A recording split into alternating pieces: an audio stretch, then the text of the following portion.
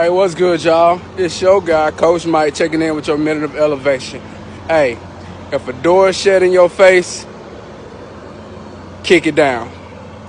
Hey, if a door is shut in your face, kick it down. Doors are opportunities. There's two ways you kick it down. The first one is through prayer, but the second one is working. Faith without works is dead. You add those two, you know what I'm saying, and it just knock the door down. You know, those opportunities that, you know what I'm saying, that I wanted and the doors may have been shut in my face.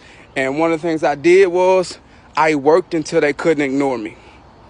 I worked until they couldn't ignore me. I went and got what I needed through my prayer. God showed me the direction I needed to go. And then I just kicked the door down, for real, with his help. Now, don't get it twisted like I'm deep.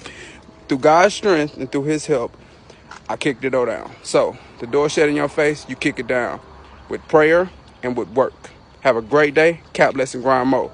Hey, and don't forget to go get your t-shirt. You feel me? Hey, link gonna be with this video too. Hey, but have a great day. You hear me?